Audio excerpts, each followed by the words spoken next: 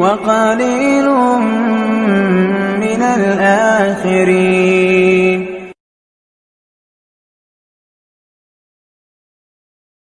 Bismillahirrahmanirrahim. Assalamualaikum warahmatullahi wabarakatuh. Alhamdulillahilladzi arsala rasulahu bil huda wa dinil haqq liyudhhirahu 'alad dini kullih walau karihal musyrikun. Asyhadu an la ilaha illallah wahdahu la syarikalah wa asyhadu anna Muhammadan abduhu wa rasuluh. Allahumma shalli wa sallim wa barik ala Muhammad wa ala alihi wa ashabihi ajmain. Bapak, Ibu, anak-anak kami yang dirahmati Allah, pagi ini saya diberikan tugas untuk membahas zikir dan dakwah. Ya.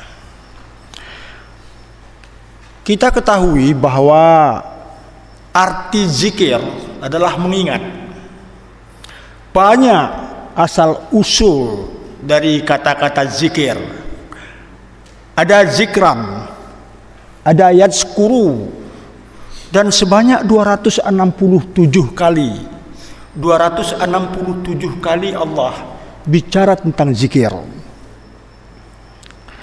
Kemudian dalam Al-Quran, di antara 267 itu, Allah menyatakan dalam surat Al-Ahzab ayat 40-41, A'udzubillahi minasyaitonirrajim, ya ayyuhalladzina amanu dzkurullaha dzikran katsira wasabbihuhu bukratan wa asila. Kita disuruh berzikir. Wahai orang yang beriman, hendaklah kamu berzikir kepada Allah. Dzikran katsira, banyak-banyaklah kamu berzikir. Wasabbihuhu bukratan wa asila, hendaklah kamu bertasbih kepada Allah pagi dan petang. Ini artinya apa? Bahwa kita disuruh untuk mengingat Allah di setiap saat.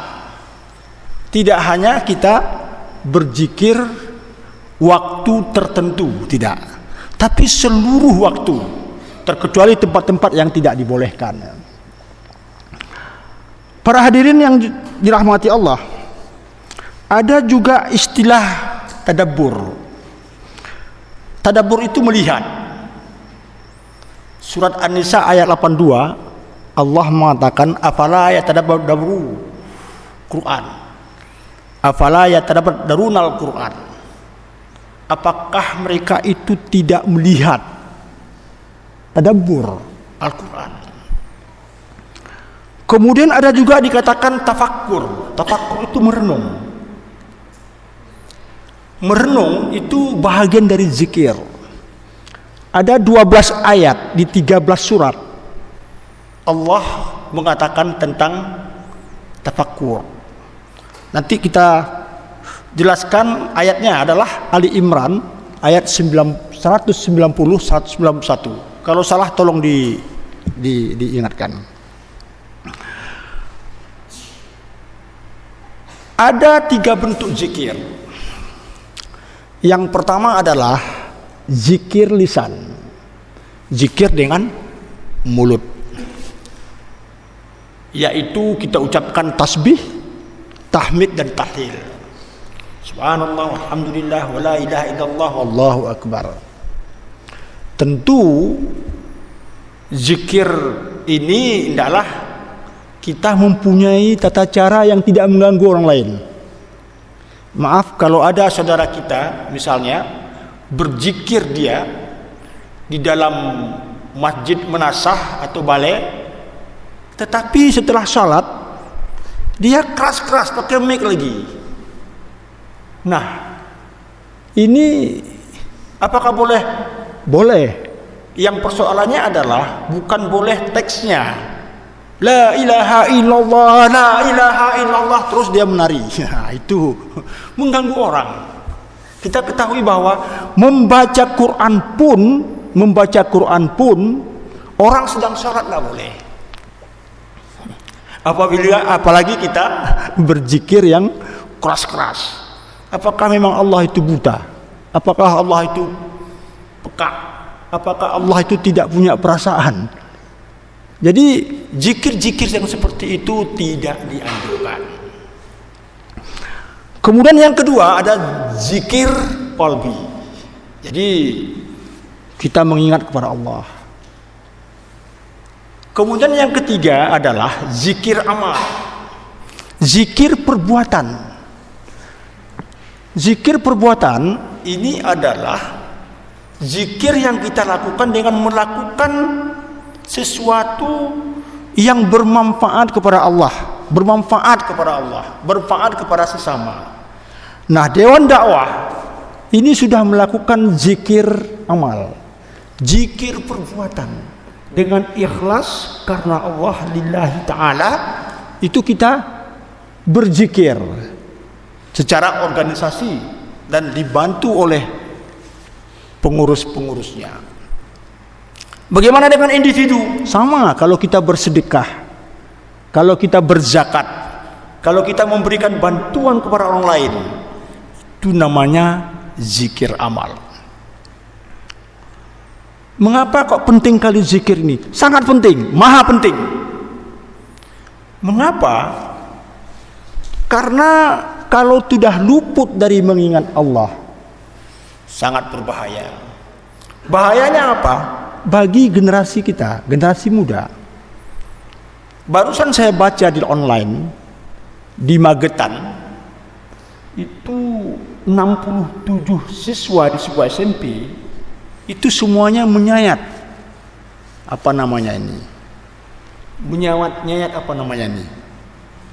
Ya, tangannya ya, yang ada uratnya, yang ada aliran darah.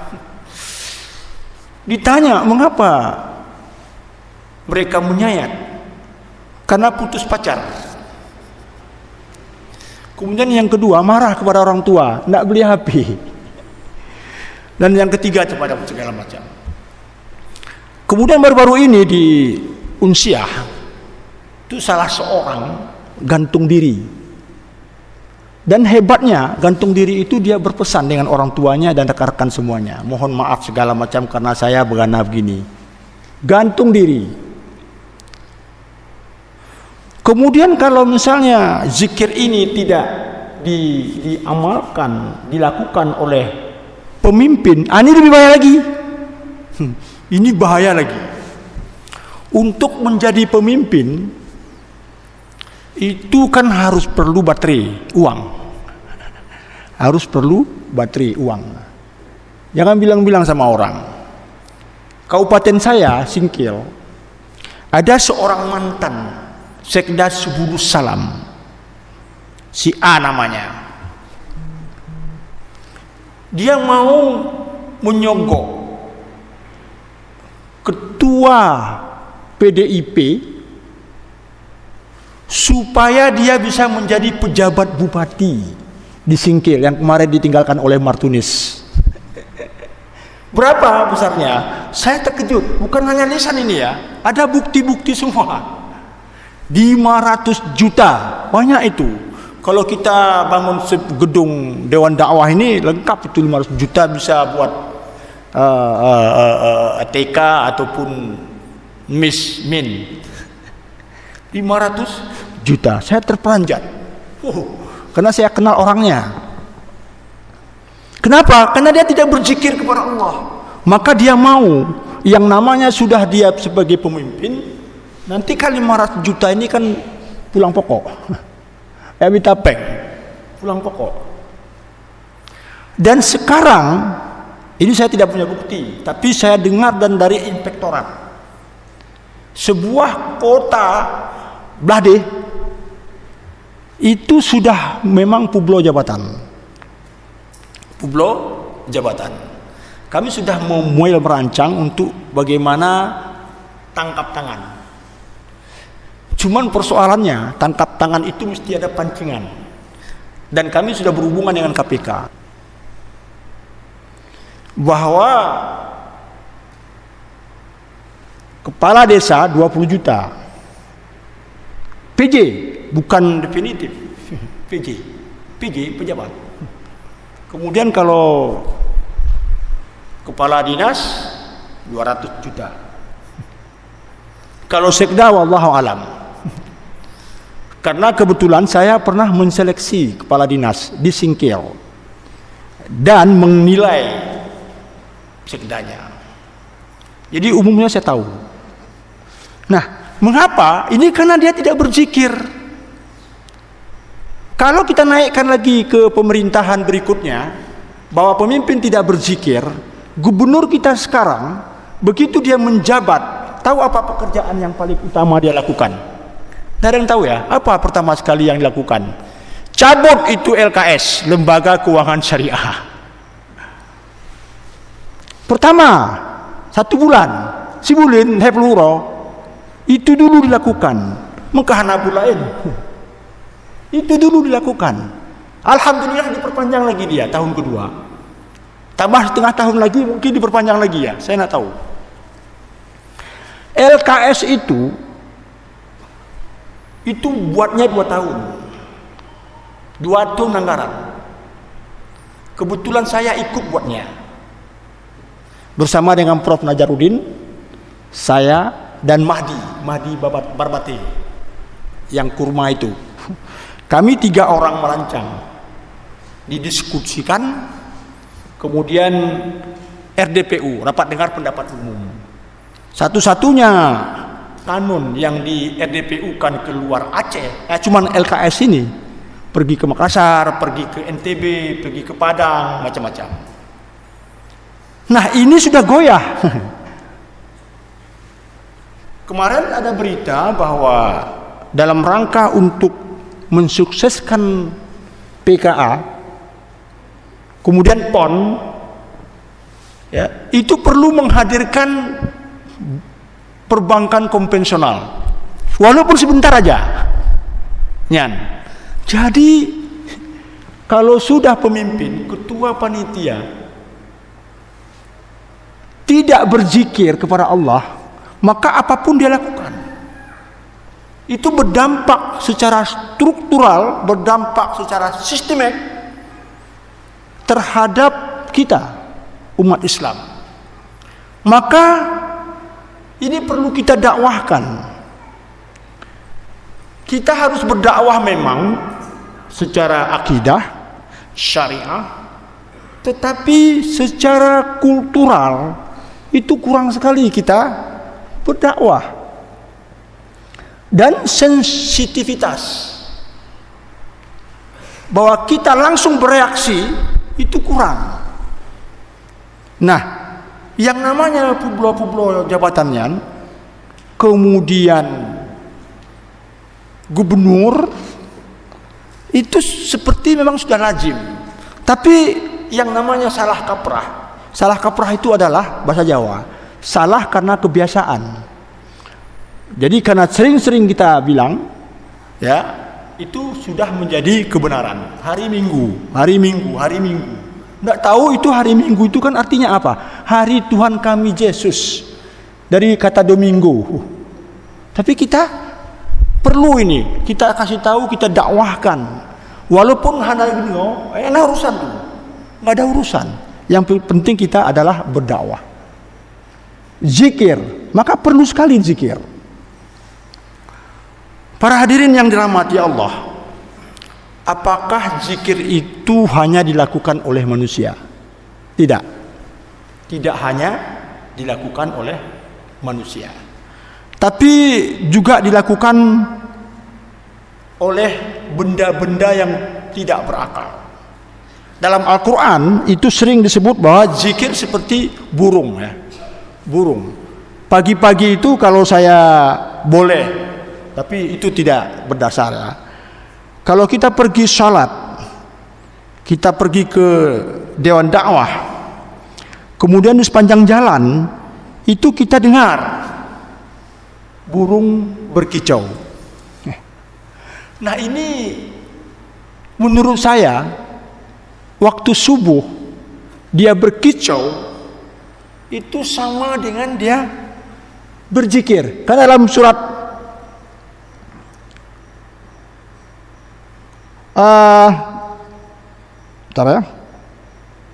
Allah menggambarkan bahwa seluruh langit dan bumi sampai kepada burung pun dia sedang terbang itu dilakukan tasbih. Dia melakukan tasbih, tapi tentu dengan cara yang mereka diberikan rahmat oleh Allah. Burung dan saya pikir juga hewan yang lain menurut ayat ini, ayat-ayat yang dikatakan dalam Al-Quran, bahwa benda-benda burung, hewan-hewan lain juga mereka juga berzikir. Kemudian yang ketiga, apakah benda mati itu juga berzikir? Iya, mereka berzikir. Dalam hadis riwayat Baihaqi ada sebuah cerita. Suatu hari Rasulullah duduk-duduk. Lantas datanglah Al-Ghifari duduk bersama dengan Rasulullah. Assalamualaikum, waalaikumsalam. Duduk di samping kirinya. Kemudian datang lagi Abu Bakar As-Siddiq. Assalamualaikum ya Rasulullah. Waalaikumsalam. Duduk di sebelah kanan. Kemudian datang lagi Utsman bin Affan dengan mengucapkan salam, duduk di sebelah kanannya Abu Bakar. Lantas Rasulullah melihat ada 7 deretan batu. 7 deretan batu dipetik oleh Rasulullah. Begitu dipetik di tangannya, batu itu berzikir. Saya tidak tahu berzikir apa, tapi berzikir. Kemudian taruh balik batu itu di depan mereka. Lantas karena dilihat oleh sahabat, mulai dari Abu Bakar dan Utsman dan Al-Ghifari, ambil balik batu itu, ditaruh di tangan Abu Bakar. Dengan tentu mungkin mukjizat, dengan ditaruh di tangannya Abu Bakar, batu itu berzikir. Dan ditaruh di tangannya Utsman, batu itu berzikir. Nah, ini artinya apa? Sebenarnya zikir ini tidak ada yang luput makhluk Allah. Maka kalau ada manusia dijadikan sebagai pemimpin, tidak berzikir dan dia memegang pemerintahan, ini berbahaya. Ada presiden, di bawahnya mahkamah keluarga, mahkamah konstitusi maksud saya, mahkamah konstitusi menggolkan anak di bawah umur untuk menjadi calon wakil presiden, dan sekarang semua heboh, pakar-pakar hukum mengatakan bahwa cacat hukum, tidak sah, tapi juga berlangsung terus. Nah ini apa? Ketua Mahkamah Konstitusinya, adik ipar dari presiden, itu dia tidak berzikir. Kalau dia berzikir, ini kan sebuah tapak sejarah yang jejak digitalnya itu diketahui. Apa nggak berpikir bahwa dengan perlakuan seperti itu akan membuat sebuah negara itu sepertinya tidak ada hukum lagi.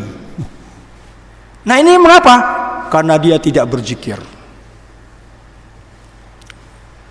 Para hadirin yang dirahmati Allah,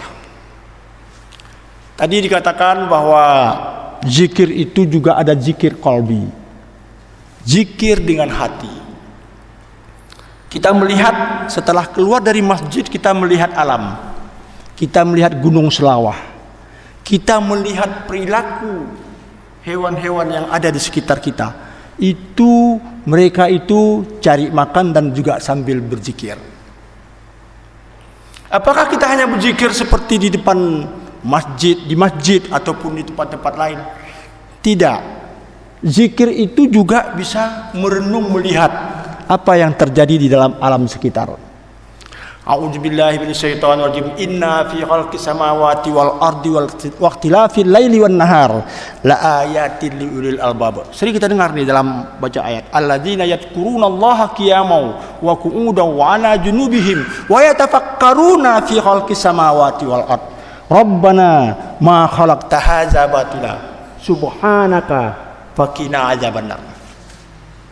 Sesungguhnya penciptaan langit dan bumi, pergantian antara malam dan siang adalah terdapat tanda-tanda kebesaran Allah. Bagi siapa? Bagi orang yang berpikir. Alladzina yadhkurunallaha qiyaman, dan orang-orang, siapa itu orang albab? Itu adalah orang yang mempunyai intelektual yang tinggi, berzikir selalu kepada Allah. Pada saat kapan? Pada saat dia berdiri, dan pada saat dia duduk, dan pada saat dia berbaring. Berdiri, duduk, dan berbaring. Wa yatafakkaruna fi khalqis samawati wal ard. Berzikir, bertafakkur, berfikir bagaimana hebatnya penciptaan langit dan bumi.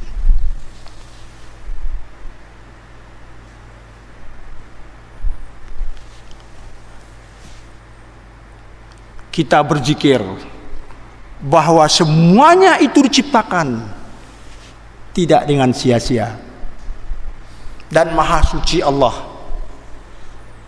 lindungilah kami dari api neraka. Berzikir juga namanya. Jadi kalau kita lihat misalnya perilaku pemerintah, ya berzikir juga. Mengapa mereka melakukan itu? Karena mereka tidak berzikir. Para hadirin yang dirahmati Allah, inilah tugas kita sebagai pendakwah. Kalau misalnya mereka tidak dengar, itu nggak ada urusan itu. Yang penting sampaikan, meskipun itu mengandung risiko, sampaikan. Akhir September yang lalu, masjid di Jafar Hanafiyah, kebetulan saya ketua BKM-nya dengan Pak Rektor, Pak Aslam, ya, itu dibuat sebuah program yang namanya Tafakkur Alam. Sampai jam berapa nih? Ya, sampai pupoh. BNT tanya. Orang sudah bisa dengar, kita terus ngomong nih. Sampai jam berapa? Mana? Hah? Jam 6. Jam 6 sudah selesai. Ya. Padahal yang saya mau sampaikan banyak lagi nih. Ya, oke. Jadi secara singkat, karena ini katanya jam 6, sekarang udah jam 6. Ya, Prof. Apa nama? Tambah Pak Cudi. Iya, kami tafakkur di Padang, ke Padang. Jadi charter sebuah bus, ada 23 orang.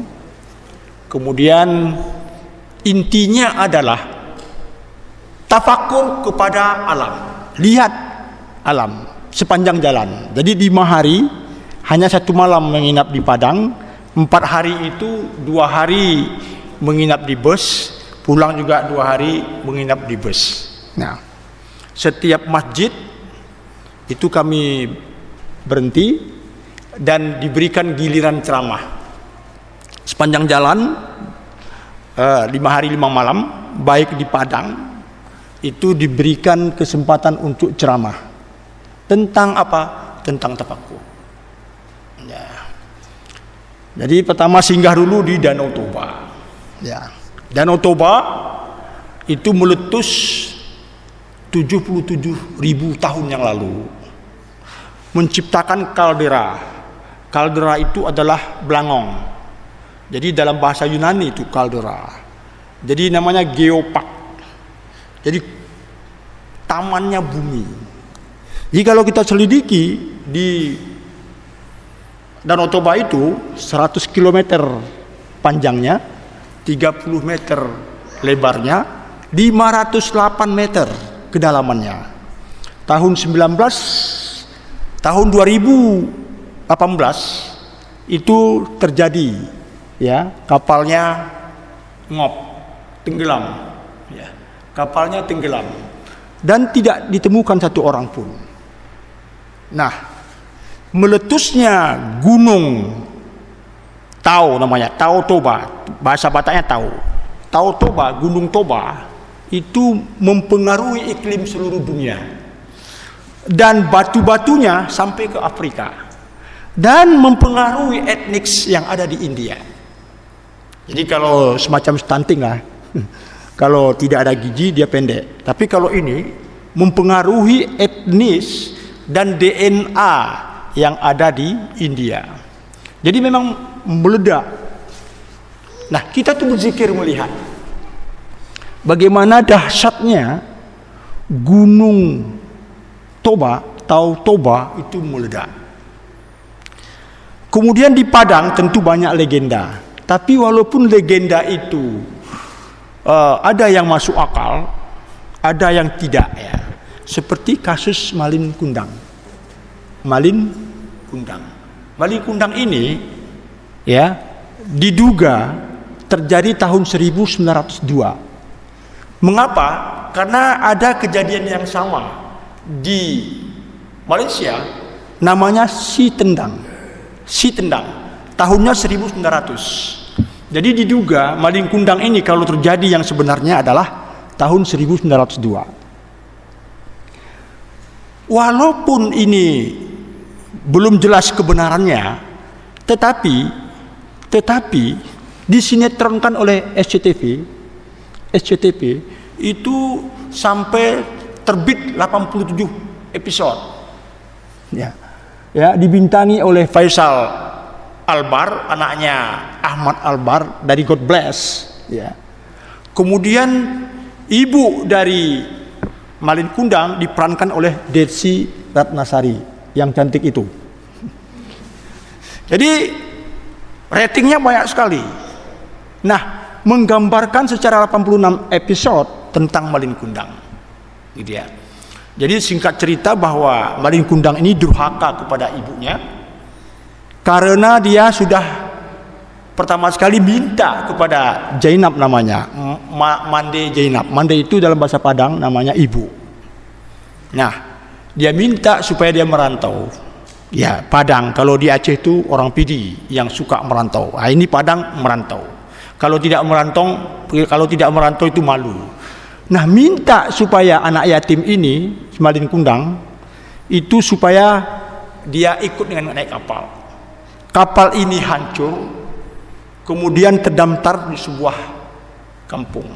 Yang kampung itu dia dikawinkan dengan anak ningrat. Waktu dia balik ke Padang, ibunya yang setiap hari melihat ke pantai berdoa, ya Allah, selamatkanlah, kembalikanlah anak kandungku, setiap hari datang. Kemudian begitu datang ditanyalah kepada semua orang, ada enggak anak saya namanya Malin Kundang? Ada, kata kapten kapal. Yang kapten kapal itu mengatakan dia toke di kapal ini, dan dipeluk, dan dia dia tolak bahwa dia tidak mengaku ibunya. Ini kan menjadi bahan pelajaran. Kenapa? Karena Allah mengatakan dalam Al-Isra, wa qada rabbuka alla ta'budu illa iyyahu wa bil walidaini ihsana imma yablughanna indakal kibara ahaduhuma aw kilahuma fala taqul lahumā uff wa la tanharhuma wa qul lahumā qawlan karima. Hendaklah kamu tidak menyembah selain dari Allah, dan hendaklah kamu berbuat baik kepada kedua orang tuamu. Apabila kamu dalam pengasuhan dua orang tuamu ataupun satu orang di antara mereka, jangan kamu katakan kepada mereka. Wala tanharhuma, jangan kamu bentak. Wa qul lahuma qaulan karima, katakanlah dengan perkataan yang baik. Kalau kita lihat sejarah, ada namanya Uwais Al-Qarani. Tahu itu ya? Uwais Al-Qarani tinggal di Yaman. Ya, itu menggendong ibunya ke Mekah sejauh 1119 km. Menggendong ibunya. 1119 itu kira-kira sampai di Dumai sebelum ke Padang, sebelum ke Pekanbaru. Itu jauh. Ada enggak kita pernah menggendong ibu kita? Gendong biasa begini. Mengapa dia mampu? Karena dalam sejarahnya dia mendengar perkataan ibunya, wahai anakku, bisa enggak kamu bawa saya pergi ke haji? Sedangkan Uwais Al-Qarani ini bukan siapa-siapa. Dia bercupak. Semuanya itu tubuhnya putih-putih. Orang miskin yang kerjanya menggembala kambing. Sebelumnya pernah cerita, sebelum mamanya minta naik haji, sebelumnya dia minta izin kepada orang tuanya. Boleh enggak saya ke Madinah? Itu jauh, lebih jauh lagi. 1265 km dari Yaman. Boleh nak, tapi kamu cepat pulang. Singkat cerita, dia pergi ke Madinah, bertemu dengan Siti Aisyah. Assalamualaikum waalaikumsalam. Ada enggak Rasulullah? Rasulullah sedang perang. Karena teringat pesan ibunya, cepat pulang, dia pulang. Tidak berjumpa dengan Rasulullah. Itu Aisyah berkata kepada Rasulullah, ada tamu yang datang dari jauh-jauh. Oh, saya tahu itu, namanya Uwais Al-Qarani. Dia itu tidak ada apa-apanya di bumi, tapi masyhur, terkenal di langit. Dan riwayat lain mengatakan, dibilang kepada Umar bin Khattab dan Ali bin Abi Thalib, dipanggilnya, sini kamu dulu, nanti kalau saya tidak ada lagi, tolong jumpain Uwais Al-Qarani. Minta kepada dia supaya mendoakan kepada Allah dosa Umar dan dosa Ali bin Abi Thalib diampuni. Hebat ya. Umar itu siapa? Ali bin Abi Thalib itu siapa? Uwais siapa? Tidak dikenal. Tapi Allah mengatakan terkenal di langit. Dan pada waktu berikutnya Uwais Al-Qarani menggendong ibunya sejauh 1119 km untuk naik haji. Uwais berdoa, ya Allah ya Tuhanku, sehatkanlah ibuku ini. Ibunya lumpuh. Sehatkanlah ibuku ini dan maafkanlah dosa-dosanya. Ditanya oleh ibunya, kenapa kamu berdoa kepada saya sedangkan kamu sendiri tidak berdoa? Apa dijawab oleh Uwais Al-Qarani? Yang penting saya sudah mendoakan engkau ya ibundaku. Kalau engkau sudah ridha kepadaku, maka Allah pasti mengampuni dosa saya. Billahi taufiq wa hidayah. Assalamualaikum warahmatullahi wabarakatuh.